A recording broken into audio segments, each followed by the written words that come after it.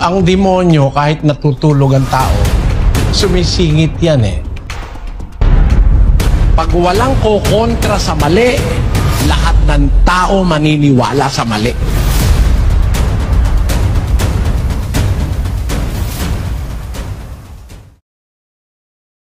Ang demonyo, kahit natutulog ang tao, sumisingit yan eh. Sa mga lalaki nga, nagkakaroon pa ng wet dream eh. Wag mo naman sabihin sa akin yung wet dream eh, galing sa Diyos yun. Galing sa tukso ng demonyo yun. Natutulog ka na eh.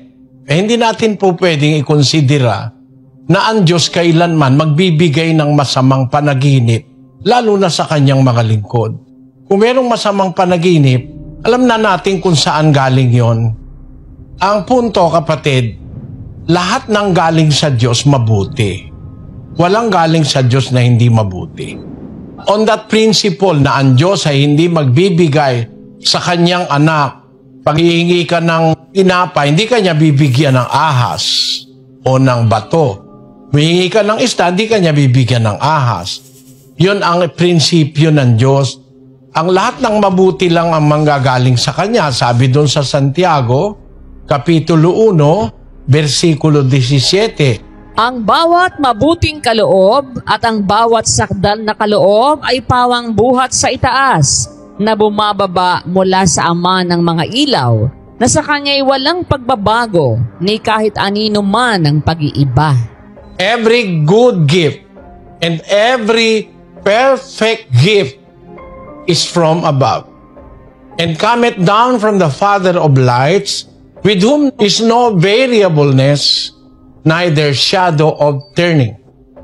Keeping that in your mind, in that principle, na walang manggagaling na masama sa Diyos, puro mabuti lang ang intensyon ng Diyos para sa kanyang mga anak. Pag nakapanaginip ka ng masama, hindi galing sa Diyos yun. May ibang pinanggagalingan nun. Kaya ang dapat nating trato sa panaginip, yung nasa 5:3 na Ecclesiastes. Sapagkat ang panaginip ay dumarating sa karamihan ng gawain, at ang tinig ng mangmang sa karamihan ng mga salita. 7. Sapagkat sa karamihan ng mga panaginip ay may kawalang kabuluhan, at sa maraming mga salita, ngunit matakot ka sa Diyos. Merong panaginip, walang kabuluhan. Sa karamihan ng panaginip, may walang kabuluhan. At tinan mo ha, ang tao na nanaginip, more or less, every 30 minutes na ikaw ay tulog, ayon sa pagsusuri ng mga dalubhasa. Everyone dreams while they are sleeping, but not everybody remembers. So if people tell you they don't have dreams, they are lying or mistaken. Yes, but not everyone remembers them when they wake up. Humans dream every 1/2 hour and seldom remember most of them, and that's because they are in total REM sleep, meaning a deep sleep with eyes moving back and forth under closed eyes. Yan ang pagsusuri ng mga siyentipiko, ng mga psychologists, na ang tao nananaginip bawat medya ora. Kaya kung natulog ka ng 8 oras, 16 na panaginip yun, di mo lang natatandaan lahat. Minsan wala kang natandaan, pero may panaginip ka. Ang ibig sabihin, kapatid, yung salita ng Diyos sa Biblia, sa karamihan ng panaginip, may kawalang kabuluhan. Individual person yan eh. Hindi naman yan marami eh. Isang tao ang tinutukoy dyan. Sa karamihan ng panaginip, may walang kabuluhan. Sa karamihan, yung marami. Ngunit matakot ka sa Diyos. Speaking to a particular person. Ang tao maaaring managinip ng maraming panaginip. Pero walang kabuluhan ang panaginip. Ngayon, ganito kapatid. Maiisip mo ba kung ilang taon na si Jose? Palagay mo si Jose ay 30 anyos nung maging magnobyo sila ni Maria.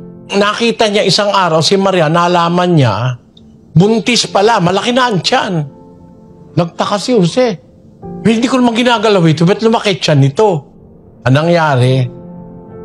palibhas ay lalaki siyang matuwid, ayaw niyang ihayag sa madla ang kanyang kapurihan, nagpasyang hiwalayan siya ng lihim.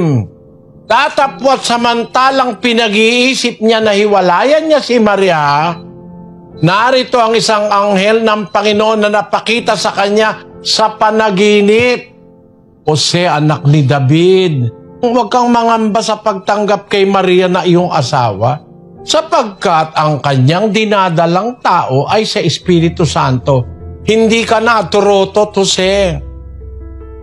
Hindi ka pinagtaksilan ni Maria. Hindi yan nakipag-date sa ibang lalaki. Dahil sa kapangyarihan ng Espiritu Santo na buntis si Maria para makonsuelohan si Jose. Kaya nangyari yan, sabi nung anghel, sapagkat yan ang hinulaan ni Propeta Isaias. No? Narito, ang isang dalaga ay magdadalang tao, manganganak ng isang lalaki. Sabi nung anghel kay Jose, katuparan niya nung sinabi kay Propeta Isaias, ang isang birhen magdadalang tao. Eh kung ikaw si Jose, makukonsuelo ka ba talaga palang birhen ng asawa ko? Kasi hindi naman siya nakipag-ano sa ibang lalaki. Alagay ko, pagkagising ni Jose, hinanap agad yung libro ni Propeta Isaias eh.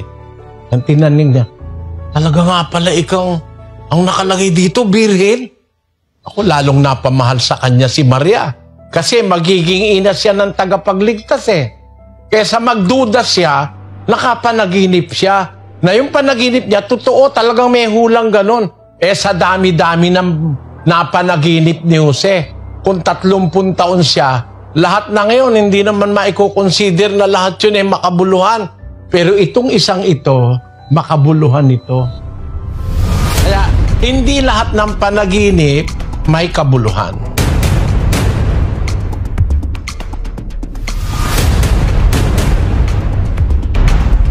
Pag walang kukontra sa mali, lahat ng tao maniniwala sa mali.